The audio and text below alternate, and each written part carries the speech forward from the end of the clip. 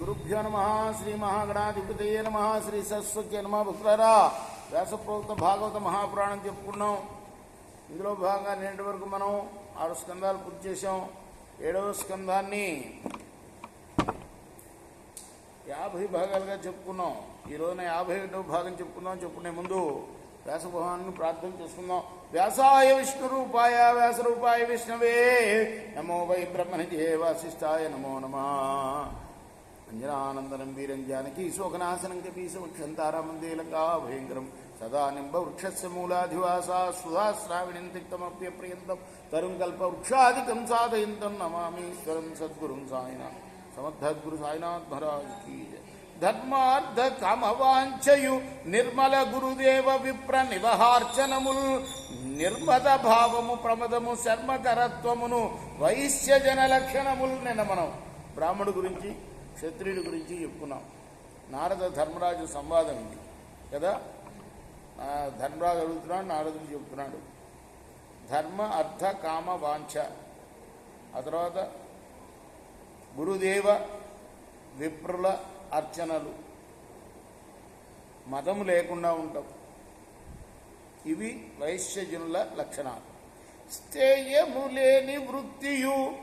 చూసారా, ఒక మన పోతన కవి బ్రాహ్మణులకేమో ఒక కంద పద్యం, చిన్న పద్యం, క్షత్రియులకేమో ఉత్పలమాల పెద్ద పద్యం, మళ్ళీ వైశ్యులకి ఒక కంద పద్యం, చిన్న పద్యం, శూద్రులకి మళ్ళీ పెద్ద పద్యం. స్థేయము లేని వృత్తియు శుచిత్వము సన్నుతియున్ నిజేశులను మాయలు లేక డాయుటయు మంత్రము చెప్పక పంచయజ్ఞములు చేయుటయును ధర అమరుల సేవయు. ఎవరు ధర? అమరులు అంటే ధర అంటే భూమి, అమరులు అంటే దేవతలు. భూమి మీద పుట్టిన దేవతల సేవయు గోవుల రక్షణంబును అన్యాయములేమియున్ మనుజనాద ఎరుంగుము శుద్ధ ధర్మములు. ఎన్ని చెప్పారో చూసారా.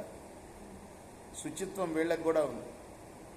తర్వాత మాయలు లేక యజమానిని సేవించడం, మంత్రము చెప్పకుండా పంచకర్మలు చేయటం, పంచయజ్ఞాలు చేయాలి శూద్రుడు కూడా, కానీ మంత్రం లేకుండా చేయాలి. అర్థమైందా?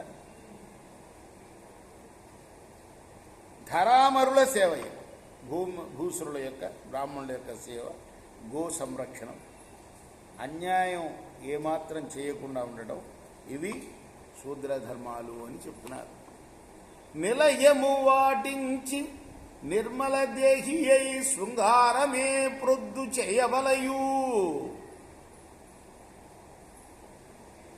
సత్యప్రియాలాపచతురయై ప్రాణేషు చిత్తంబు ప్రేమ రంజింపవలయు దాక్షిణ్య సంతోష ధర్మ మేధాదుల దైవతమని ప్రియ తలపవలయు నాథుడే పద్ధతి నడుచు ఆ పద్ధతి నడిచి సద్బంధుల నడుపవలయు.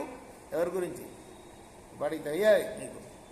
మార్ధవమునపతికి మజ్జన భోజన సేన పానరతుల జరుపవలయు విభుడు పతితుడైన వెలది పాతి ప్రత్య మహిమ పుణ్యు చేసి మనుపవలయు తరుణి తన ప్రాణవల్లభు హరిభావంపుగా భజించి అతడును తానును సిరికైవడి వర్తించుచు హరిలోకమునందు సంతత ఆనందమునను.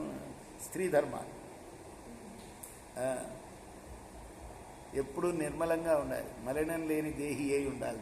నిర్మల దేహి అయి శృంగారమే ప్రొద్దు చేయవలయు. శృంగారం అంటే చక్కగా అలంకారంతో ఉండాలి స్త్రీ ఎప్పుడు కూడా. అర్థమైందా?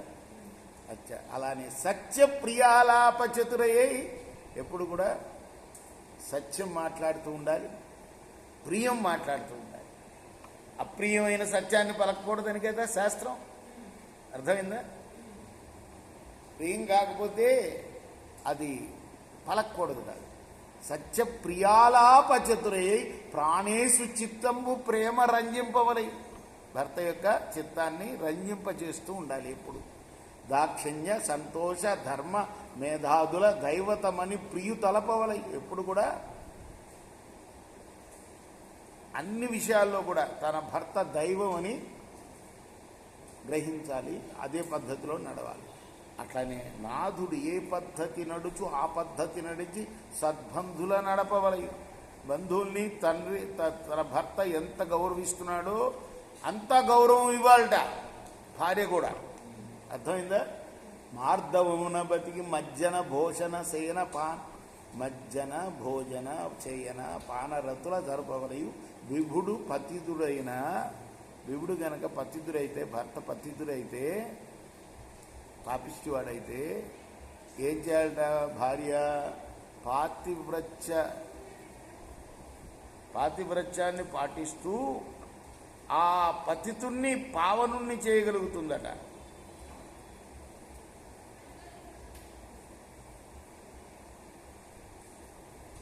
తరుణి తన ప్రాణవల్లభు హరిభావంబుగా భజించి అతడును తాను సిరికై వడివర్తించును. ఎప్పుడు కూడా ప్రాణవల్లభుణ్ణి హరికి అని సాక్షాత్తు ఆ శ్రీమన్నారాయణుడి అని భజించి అతడు తాను